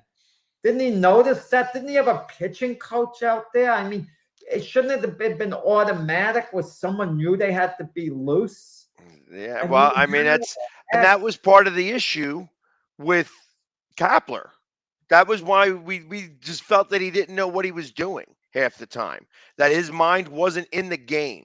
And then of course he goes to San Francisco and he wins 107 games and then gets booted out of the playoffs pretty quickly. No. You know what No. They lost to the Dodgers 5 games, 1 run in the last game. So yeah, but even still, they get that they're out in one series. They're one and done, and then that was that. You know what I mean? So it's but no, you know what the misfortune was? The playoffs are cruel in that the matchups take place by chance. You try to make it fair, but the Dodgers, who won 106 games, were playing the 1-game playoff with the Cardinals, and the Dodgers beat the Cardinals in the 1-game playoff, which was justice considering the Dodgers had a much better year. Now the Dodgers, who won 106 games, are playing the Giants that won 107 games. And technically speaking, with the Cardinal game, that gave the Dodgers the same amount of wins. And they were so evenly matched. So it's a shame that someone had to lose. And then the Dodgers beat the Giants, and maybe that took something out of them mentally because an 88-team Atlanta Brave squad, it was 18 games behind the Dodgers technically. They wind up beating the Dodgers and then going on to win the World Series. So what could you say? But it was a matter of getting hot at the right time, and that's what Atlanta did. And they rode that hot streak from late August all the way through to the end. And look out for the Toronto Blue Jays this year. They did the Atlanta Braves the last year. No one talks about them, but they're the team I picked to win the World Series. The Blue Jays. Well, we'll see. We'll see if they can get through that. I still think Tampa. I still think Tampa is going to really surprise some people over on that side. Floundering. They're going backwards. Tampa now.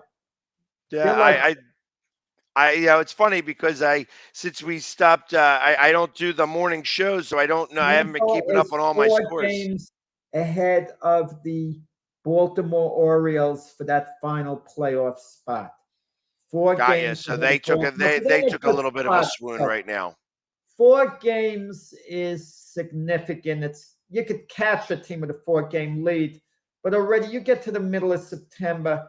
That gives you a little cushion there, as long as you don't screw up. It puts the pressure on the teams behind you to go on this phenomenal tear. Really, it doesn't give much margin for error to teams behind you.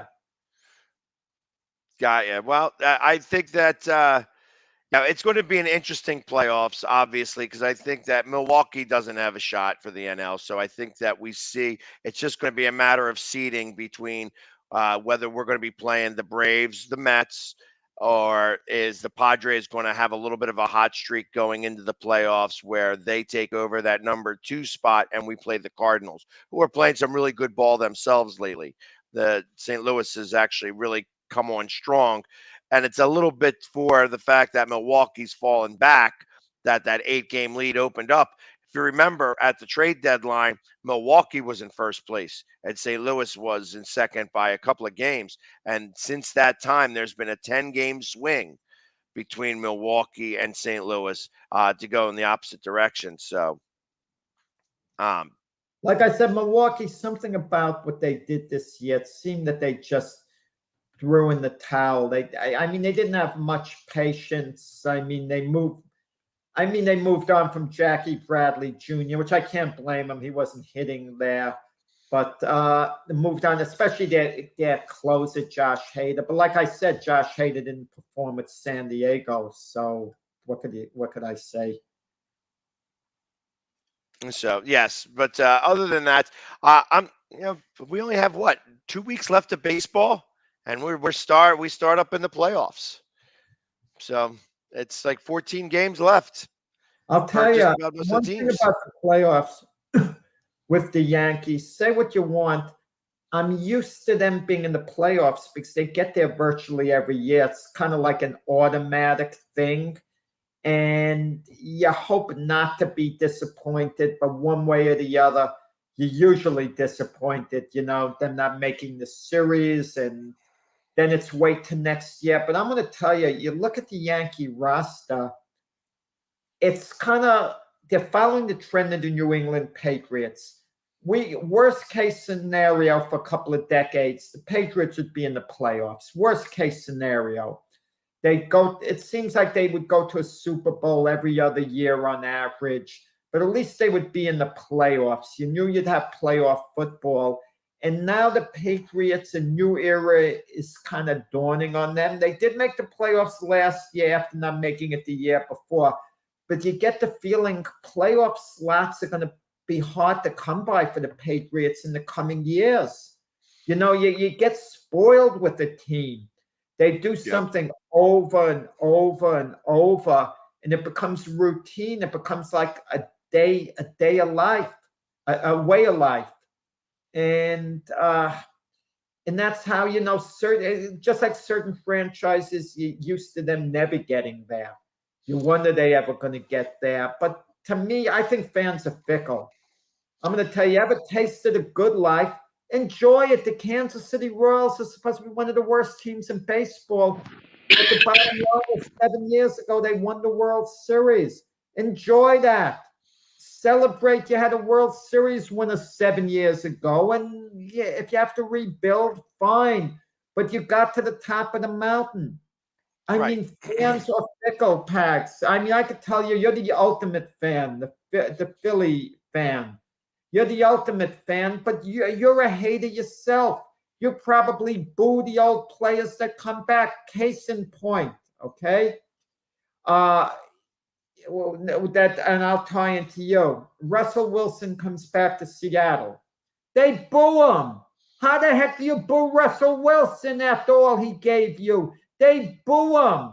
What message does that send out to the current players? I bet, Pags, you're going to do the same with your former quarterback, Carson Wentz, who helped deliver you a Super Bowl victory by how he performed during the regular season. You're probably going to boo him. Well, first off, let me just hit you with this. I don't boo ever. I don't need to boo. I can do everything I need to do in a positive way. So I will not boo him. Do I expect that the Philadelphia faithful will boo him? Yes, because of the way he left. It's the same way that Seattle should have booed Russell Wilson because he took parting shots on the way out.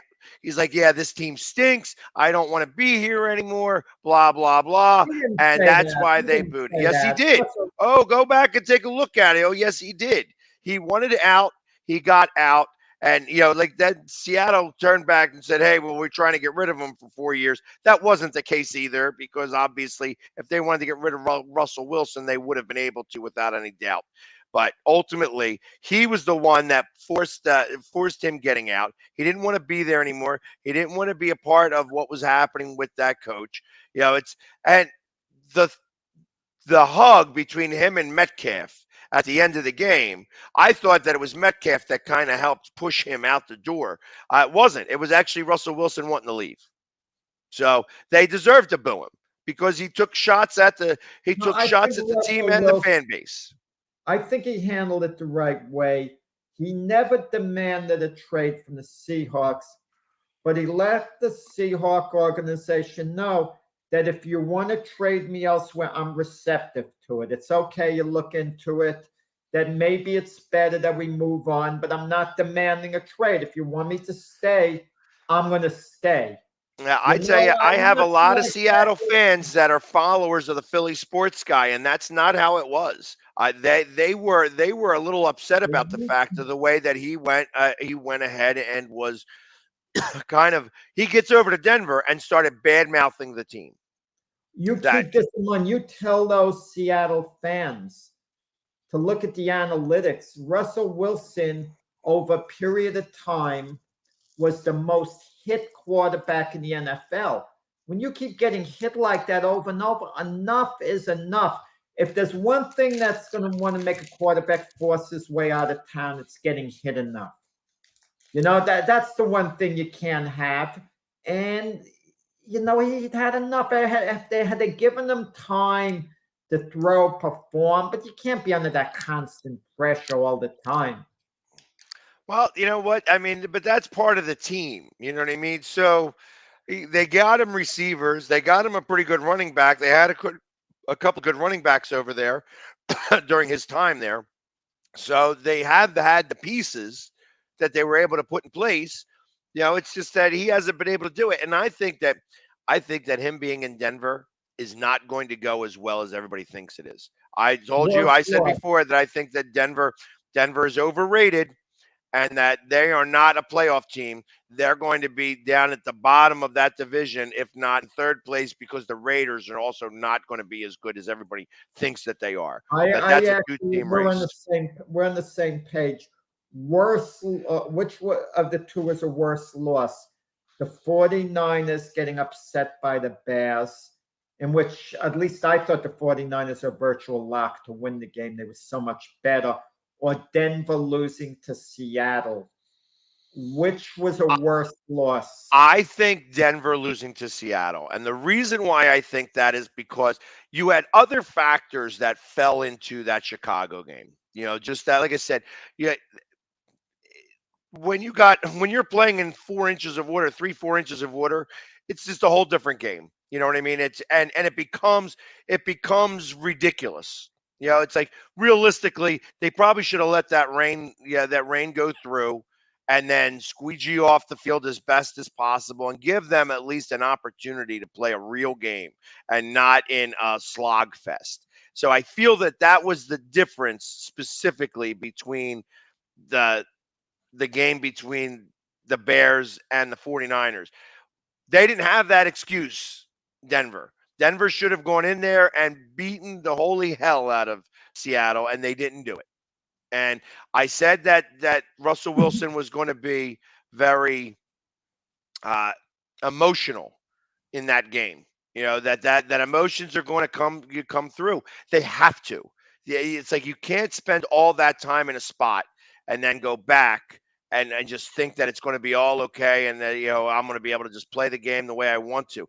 Even Brady, when he went back to New England, he said it was emotional. It was not a game that I was at my best because there's emotions that's involved. You're so used to seeing the other team. It's like almost like you're meaning to throw to them. It's the muscle memory that goes into play. What did you think of that play call with Coach Hackett, the Bronco coach? 4th and 5, going for a 64-yard field goal. I know we're living in an era where the field goal kickers are so much better than they used to be. And in the past, in the old days, when I was a fan, a 50-yard field goal was a monster kick back when I was younger. Now, if a guy misses a 53-yard goal, kick, you hold it against the kicker, if the snap is good, because everyone's expected to get the distance. But with that said, 64 yards truly is a monster kick. That's a desperation kick. To me, you only try that if that's the last play of the half or the game and you have no other choice. Listen, I can understand if it was 4th and 15, okay? Maybe that's a harder first down to make. But you still have your timeouts. If you convert on 4th down with Russell Wilson, you're closer. Now it's a viable kick that you could make. There's a big difference between 56 and 57 yards and 64 yards. 64 yards is a crapshoot. Yes, and I agree. And not to let Russell Wilson try to get the first down. I mean, I didn't care for it. 64 yards. And you could tell that was a rookie mistake from a coach, and they were very disorganized in terms of how things were occurring. But ultimately, it's just hey, it is what it is. He did it. Obviously, if the one video that I kept seeing is Peyton Manning saying, "Hey, I want to talk about this. Let's talk about this, guys. Timeout. Let's call timeout. Let's call one now. How about we call one now? Maybe we should call a timeout now." You know what I mean? Like he called the timeout right at the end of that play at 50-some seconds, or they went and they did a hurry up and called the play and just went ahead and went for it on 4th and 5, if they didn't make it, they still would have gotten the ball back. They still could have gotten the ball back. It might have been a punt or whatever. No, had they used their timeouts better, yeah. Perhaps, had they hurried up? No, I don't fault them for that. That was basically the game was on the line, at that point. But that's why you call that one timeout to talk about it, to find out what's going on. If I had to try to defend the coach, who to his credit, Coach Hackett did say afterwards he wished he hadn't done it. He felt it was a mistake. Had he had a chance to do it all over again, he would have. I like that, to hear that from him, because he's a rookie coach, and people are going to be a little more compassionate. It's his first game there as head coach of the Broncos, and they're going to say, okay, he's learning. Hopefully he learns from this, and he could say, I'm going to be a better coach. I wish on reflection I hadn't done that. But if I was to defend him, the kick actually did wind up having the distance, meaning it had a shot. If it came short, I would have been absolutely furious, but he was right. That's what he analyzed before the game, his analytics, that his kicker could actually get the distance from 64 yards. So, and it wasn't a bad kick, his kick's going, he missed the kick, but it wasn't a bad kick. No, and like I said, it went wide left, right? I think it just went a little bit left. It wasn't So it was. I guess you could say it was the right call. It probably would have been better at 60 or 59. Well, the thought process was right. It was just wrong. Obviously, it's like at 63 yards. I don't think you try to kick it. I think that you go for 4th and 5. What happens, Pags? They would have, had they thrown the ball and converted, if they missed it going on 4th down, Russell Wilson, they wouldn't have even had the option of taking a 64-yard field goal attempt. But I hate the distance on that, But had they made a 1st down, they would have had a couple of timeouts to run plays before kicking again. So they could have moved it where it could have been, a 48 or 50-yard field goal, very makeable at that point. But, listen, hopefully they learn. I'm not high on Denver. You're not high on Denver. I'm not high on the Raiders. You're not high on the Raiders. I'm high on the Chiefs. I'm high on the Chargers, even though I like the Bills to go to the Super Bowl. They play tonight. The Chargers at the Chiefs. Who are you picking? I like the Chiefs. I think that the Chiefs win this game. I think it's a 4-point spread, and I think that the Chiefs win this game handily, definitely by the spread, if not, by a 10-point margin. Yeah, it's a tough game for me to pick because I think this Charger team is taking a leap up over what they did last year when they barely missed making the playoffs. I think it's a better team. And some people even picking the Chargers to win the Super Bowl. There's a small minority opinion out there who are picking them to win it. There was some doubts whether the Chiefs declined or not. I was high on their rookie, Trent McDuffie. I said, look out for him. He's going to be one of the best rookies in the draft. He pulled a hamstring. Who knows how long he's going to be out now. Right. Which basically makes my prediction in all probability a wrong one, even though he can come back and maybe be a big force before the year's over.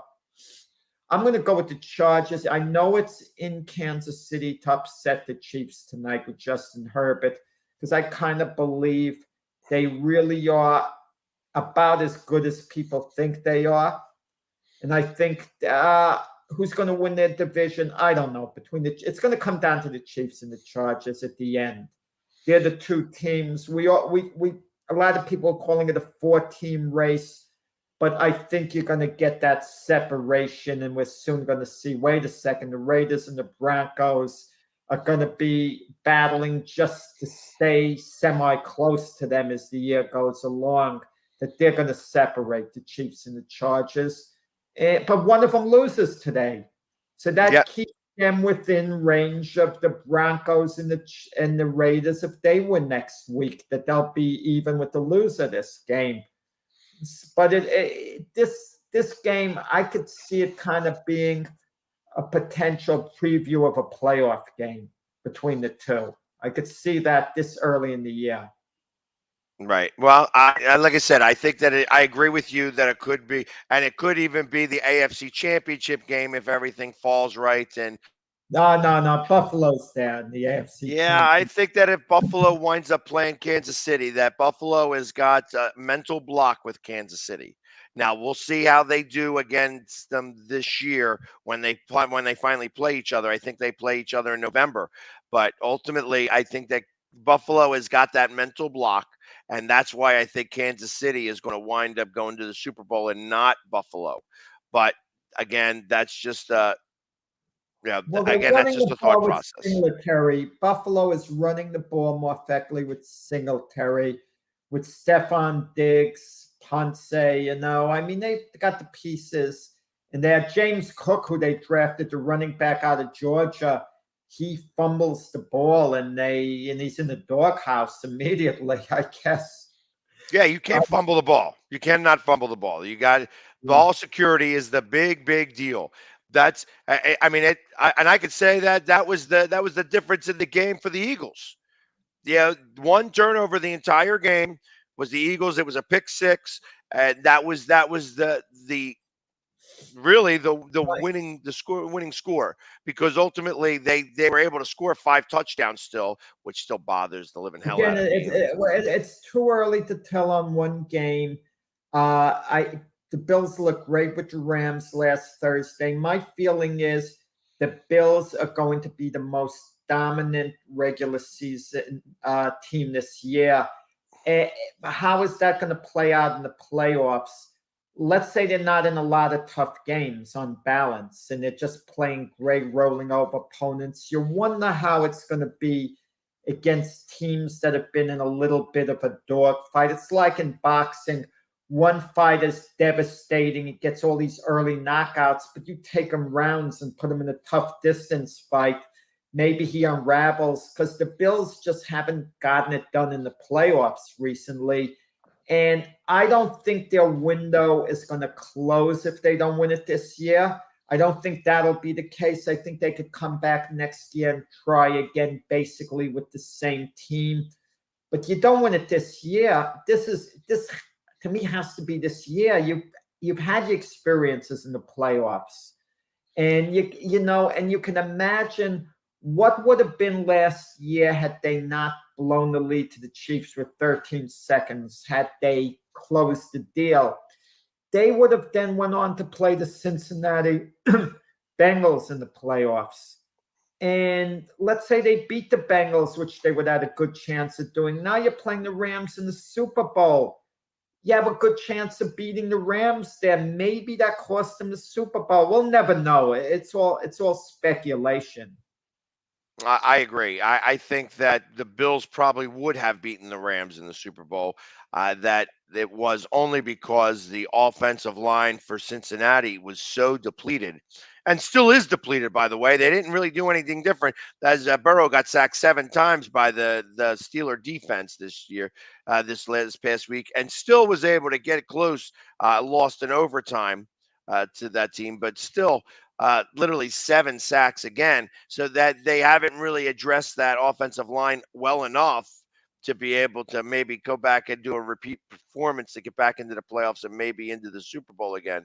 But ultimately, I think that Buffalo probably would have beaten Cincinnati, although you can't ever go up against you can't. I think you can't. Well, it's all speculation.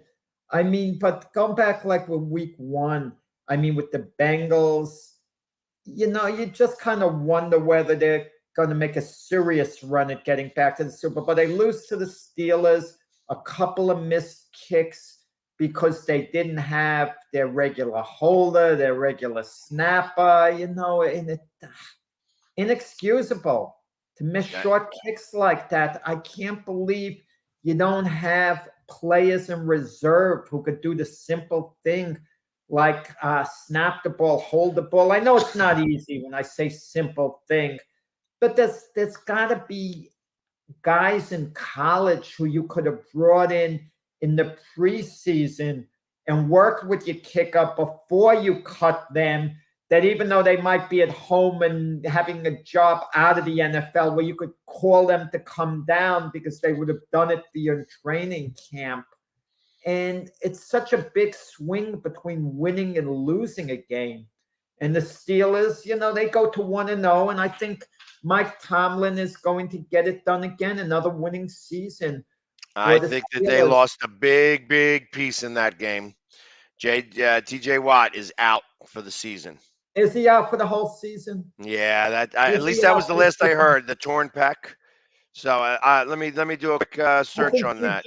I think TJ Watt will be coming back. He's not going to be out for the year. I don't know. A torn pec is a big deal. So let's see. Yeah, I haven't heard the amount of time, but that was my impression that TJ is going to be, coming back at about midway in the year. That was just my impression there.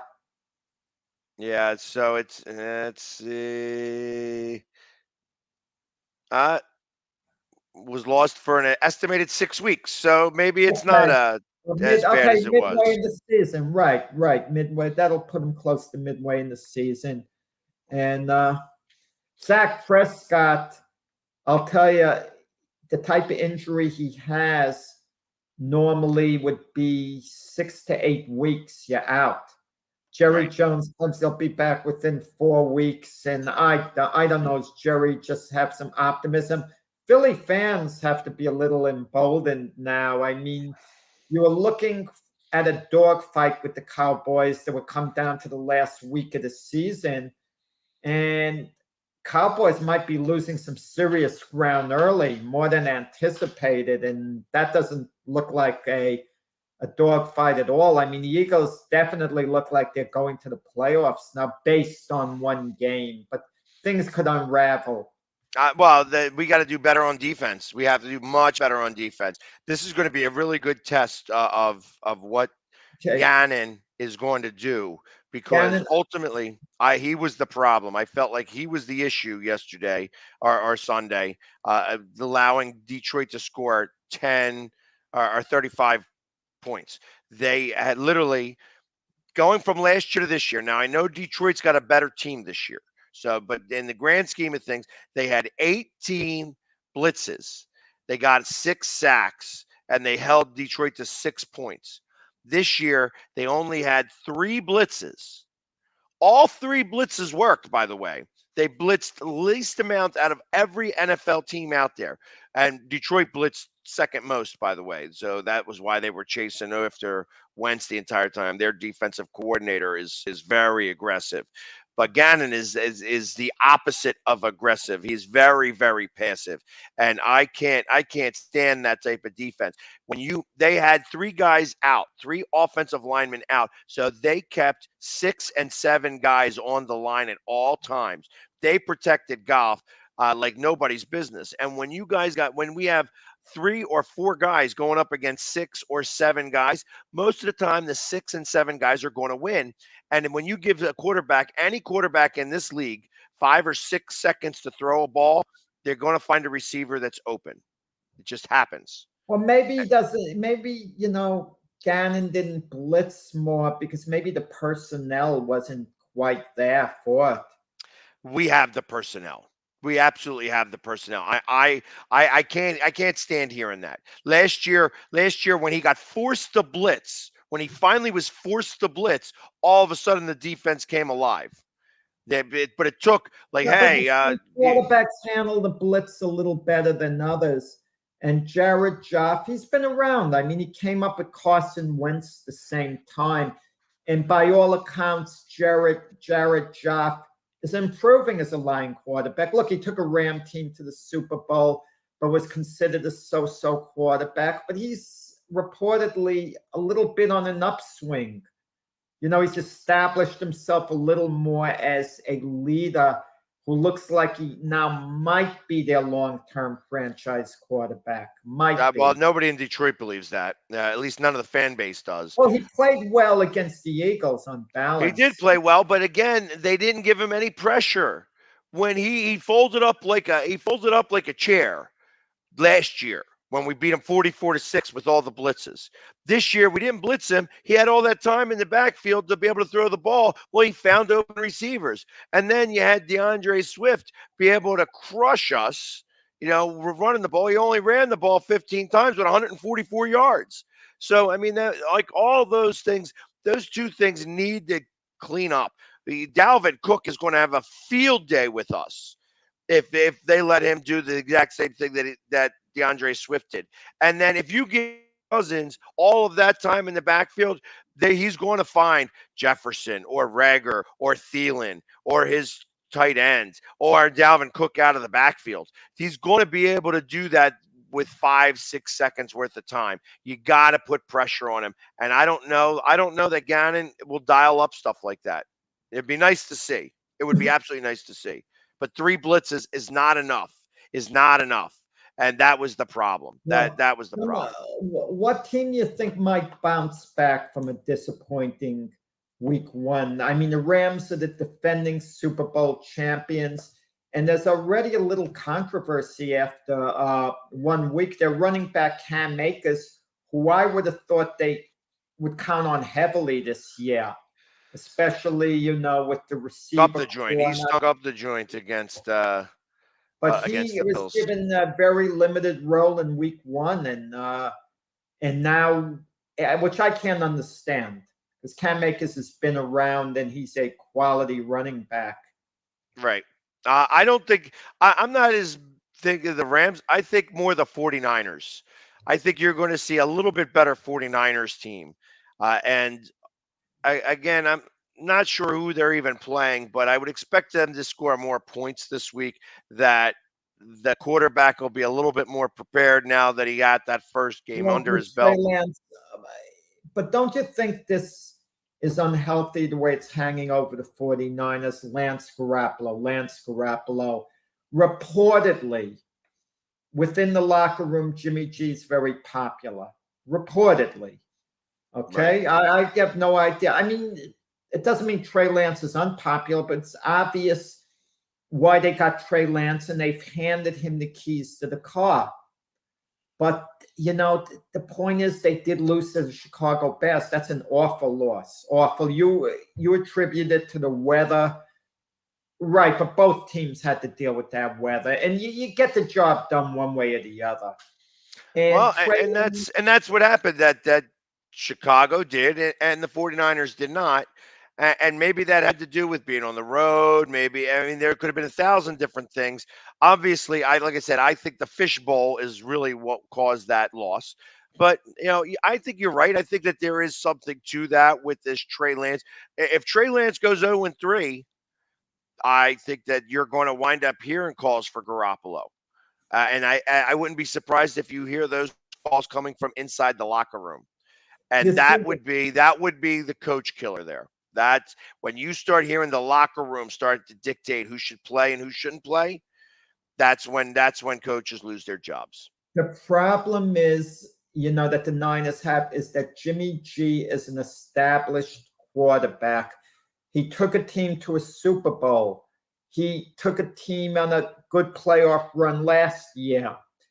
This isn't a case like in New York with Daniel Jones. They're calling for Tyrod Taylor, his backup. If there's a problem, please spare me Tyrod Taylor being their starter. Right. I don't want to hear about it. And even with the Jets, Mike White has a certain energy level. I don't want to hear it as a long-term solution for Zach Wilson. But with the Niners and even their players, they're thinking, we want to win now. We got a guy who's taken us there. They have a legitimate starting quarterback. Jimmy G, in a way, he's in nowhere's land. He's too good to be a backup. He's just too good to be a backup. It's not a case like with Buffalo. They have Case Keenum as their backup. He's a good type guy as a backup because you can win with him if you have to. He's been around. He started before and he's had success. But Jimmy G, he's the type you kind of want as a starter. What? He's not going to go to Jacksonville and back up Trevor Lawrence, for example. Right. And- Well, but he's used to being a backup. And we have to wrap it up because we are at the end of our 2 hours here. We'll talk about this more tomorrow here after after we get to talk about the game that's tonight. Obviously, this is going to be a big game between the Chiefs and the Chargers here. So everybody have a great day. Enjoy Thursday night football, and we will see you tomorrow where we'll also have Byron Williams talking about some NFL. But everybody have a great day, and we'll see you then.